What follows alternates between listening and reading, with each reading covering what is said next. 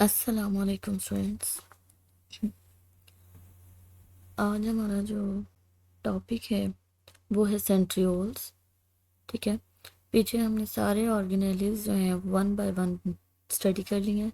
जैसे कि सबसे पहले हमने सेल वॉल पढ़ा, फिर सेल मेम्ब्रेन पढ़ा, देन हमने एंडोप्लाज्मिक रेटिकुलम पढ़ा, फिर हमने उसका गोल्गी ऑपरेटर्स पढ़ा, लाइसोसोम पढ़े। इस तरह हम बहुत सारे ऑर्गेनेलिज जो कि सेल के अंदर मौजूद थे उनको वन बाय वन जो है वो हमने स्टडी किया। और आज हमने जो स्टडी करना है वो हमारे पास जो है ये एक और ऑर्गेनेली जो कि सेल के अंदर मौजूद है और सेल के अंदर बहुत ही इम्पॉर्टेंट फंक्शन जो है वो परफॉर्म करता है, that is the centrioles. So centrioles जो है वो क्या है, सबसे पहले इसकी हम डेफिनेशन देख लेते हैं। तो डेफिनेशन में सबसे पहले centrioles are cylindrical structures. Centrioles जो हैं ये सिलेंडर की तरह के जो है वो स्ट्रक्चर्स होते हैं जो कि एनिमल सेल्स में जो है वो पाए जाते हैं। यहाँ पर ये मेंशन किया गया है कि found in animal cells. It means कि ये सिर्फ और सिर्फ जो है वो एनिमल्स के सेल्स में पाए जाते हैं, प्लांट सेल्स में ये नहीं पाए जाते। और करते क्या हैं ये एनिमल सेल्स में, नेक्स्ट लाइन में ही इनका फंक्शन बता दिया गया है कि playing a vital role in cell division. ये सेल डिवीजन में जो है ये अहम किरदार अदा करता है। ठीक है, अब सेल डिवीजन में ये करते क्या है, सेल डिवीजन स्टूडेंट्स ये आपका एक कंप्लीट चैप्टर है, चैप्टर 5 नाइन्थ क्लास की बुक में, जो कि सेल डिवीजन का है। उसमें ये बताता है कि एक सेल जो है वो मज़ीद किस तरह से जो है वो तकसीम होता है। ठीक है, उसके डिवीजन के प्रोसेसेस बताते हैं। और सेल डिवीजन के अंदर जो है ये क्या काम परफॉर्म करते हैं, नेक्स्ट लाइन में लिखा हुआ है कि they help to organise the spindle fibres. ठीक है, इनका काम क्या है कि इन्होंने स्पिंडल फाइबर्स को जो है वो ऑर्गेनाइज करना है, तरतीब देना है, डेट सेपरेट क्रोमोसोम्स। अब स्पिंडल फाइबर्स कह रहे हैं ये वो धागे होते हैं जो धागे क्रोमोसोम्स को सेपरेट करते हैं, अलहदा करते हैं। ठीक है, ड्यूरिंग माइटोसिस। माइटोसिस ये सेल डिवीजन की एक टाइप है माइटोसिस, जिसमें एक सेल जो है वो दो में, दो जो है वो चार में, चार आठ में, इस तरह से सेल जो हैं वो डबल से डबल होते रहते हैं।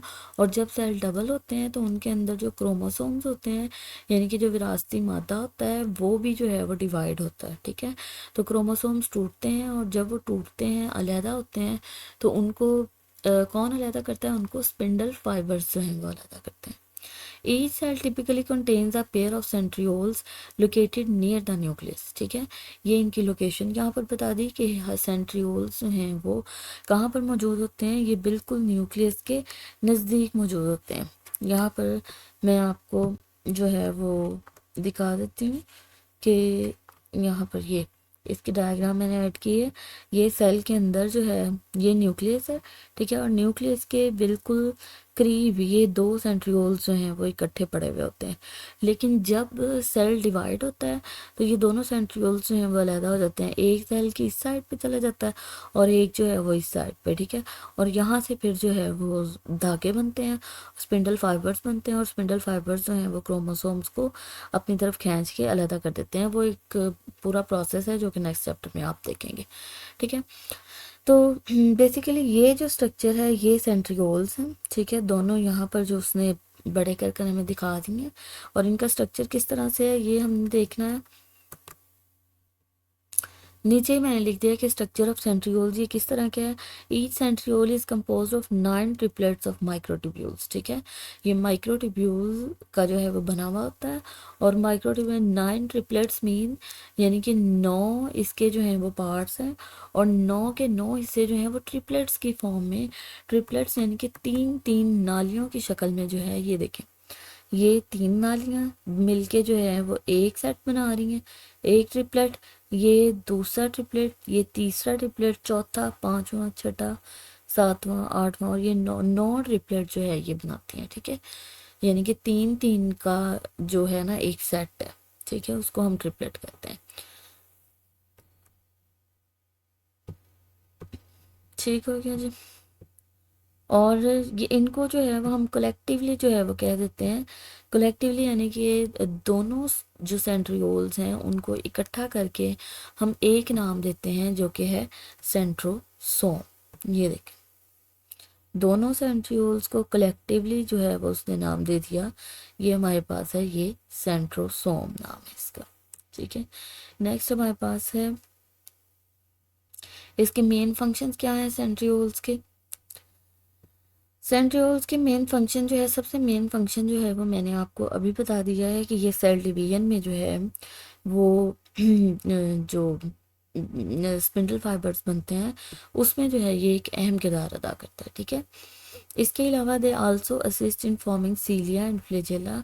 कुछ जानवरों में सीलिया कहते हैं जो ऑर्गेनिजम्स के इर्द गिर्द छोटे छोटे बाल होते हैं, और फ्लैजेला बनाने में जो है वह हेल्प करते हैं, जो कि किस लिए होते हैं। सीलिया और फ्लैजेला जो हैं these are essential for cell movement. किसी सेल को जो यूनिसेलुलर होते हैं सेल, उनके जो है वो छोटे छोटे धागे होते हैं सीलिया, और एक ही लंबा धागा जो होता है चाबुक की तरह, उसको हम कहते हैं फ्लैजेला। ठीक है, और ये दोनों जो है ये सेल को मूव करने में, मूवमेंट में और कम्युनिकेशन में जो है वो क्रूशियल पार्ट जो है वो प्ले करते हैं। ठीक है, उसके बाद सेंट्रोसोम। सेंट्रोसोम मैंने आप लोगों को जो है वो बता दिया है कि सेंट्रोसोम जो है एनिमल्स के सेल्स में जो है वो दो सेंट्रियोल्स होते हैं near the nucleus that are collectively called, जिनको मजमूई तौर पर हम क्या कहते हैं, सेंट्रोसोम कहते हैं। ये इसकी डायग्राम आपने देख ली। नेक्स्ट हमारे पास जो है अगला टॉपिक वो है हमारे पास जी वैक्यूल्स। सेल के अंदर जो है वो वैक्यूल्स क्या होते हैं। ठीक है जी, सबसे पहले वैक्यूल्स की डेफिनेशन देख लेते हैं। Vacuoles are membrane bounded sacs within cell. ये सेल के अंदर मेम्ब्रेन में लिपटी हुई साख्तें होती हैं that serve various function including storage, waste disposal and maintaining turgor pressure in plant cells. ठीक है, इनका काम क्या है जी, जो चीज़ें सेल के अंदर स्टोर होनी है, खुराक वगैरह या कोई वेस्ट मटेरियल है, वो कुछ वक्त के लिए जो है वो स्टोर होगा, तो उनको स्टोर करने के लिए ये वैक्यूल जो है वो काम आते हैं, उनको स्टोर करते हैं। और स्टोर करने के बाद जब ज़रूरत पड़े, अगर वेस्ट को जिस्म से बाहर निकालना है तो वो बाहर निकाल देते हैं, उसको डिस्पोज कर देते हैं।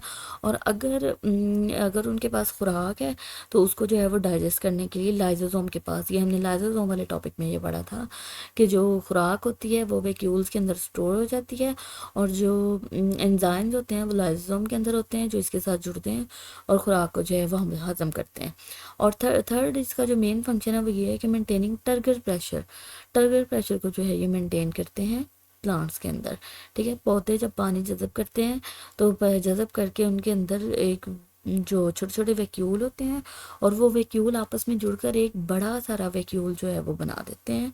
ये यहाँ पर जो है ये डायग्राम के अंदर ये देखें, पौधों के अंदर जो है वो एक ही वैक्यूल जो है वो हमें बहुत बड़ा नज़र आ रहा है।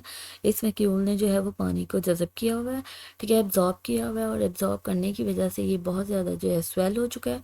ठीक है, और पहले ये वैक्यूल्स जो हैं वो बहुत मतलब छोटे छोटे होते हैं, लेकिन बाद में जैसे जैसे ये पानी को एब्जॉर्ब करते जाते हैं ये आपस में मिलते जाते हैं, और मिल के जो है वो एक बड़ा वैक्यूल बना देते हैं इस तरह से। ठीक है, इसी वैक्यूल की वजह से ये जो न्यूक्लियस होता है ये बेचारा साइड पे चला जाता है, और ज़्यादातर जगह जो है वो सेल के अंदर ये वैक्यूल लेता है। और जब ये वैक्यूल पानी से जो है वो बिल्कुल भर जाता है और उस वक्त ये तन जाता है, ठीक है, बिल्कुल टर्जिड हो जाता है, सख्त हो जाता है।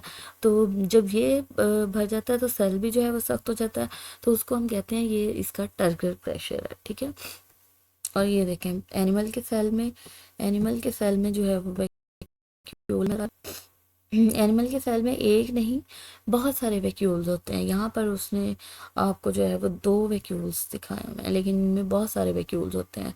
कुछ जो है वो स्टोरेज का फंक्शन परफॉर्म कर होते हैं, कुछ जो है वो वेस्ट के को डिस्पोज करने का फंक्शन जो है वो कर रहे होते हैं। इस तरह डिफरेंट जो है वो इनके फंक्शंस होते हैं।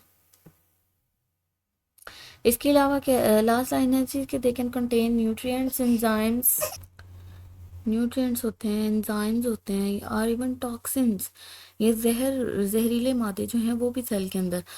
इट मीन्स कि ये डिपेंड कर रहा है किस पर जी, सेल्स की नीड पर डिपेंड कर रहा है। ठीक है, कि सेल को जिस चीज़ की जब ज़रूरत होगी उस टाइम पे सेल के अंदर वो चीज़ बनना शुरू हो जाएगी, और वही जो है वो वैक्यूल्स के अंदर स्टोर होगी।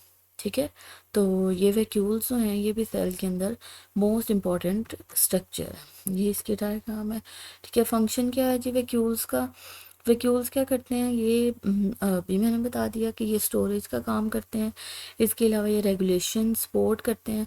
रेगुलेशन इस तरह से करेंगे कि सेल को जिस चीज़ की ज़रूरत है उसको ये प्रोवाइड करेंगे, जिस चीज़ की ज़रूरत नहीं है उसको ये सेल से बाहर मूव आउट जो है वो करने में हेल्प करेंगे। इसके अलावा सपोर्ट करते हैं, ठीक है। और प्लांट सेल्स में जो है ये टारगेट प्रेशर को मेंटेन रख रहे हैं, ठीक है।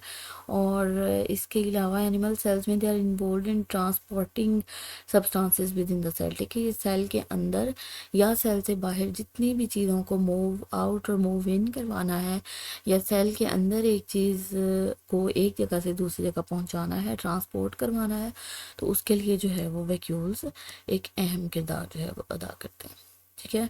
आई होप स्टूडेंट्स कि आपको मेरी आज की वीडियो जो है वो पसंद आई होगी। अगर समझ आ गई है तो प्लीज़ मेरी वीडियो को जो है वो लाइक करें, मेरे चैनल को सब्सक्राइब करें। और ये हमारे जो ऑर्गेनाइज हैं ये ख़त्म हो चुके हैं। नेक्स्ट हमारा जो टॉपिक होगा वो होगा डिफरेंस होगा प्रोकैरियोट्स में और यूकैरियोट्स में।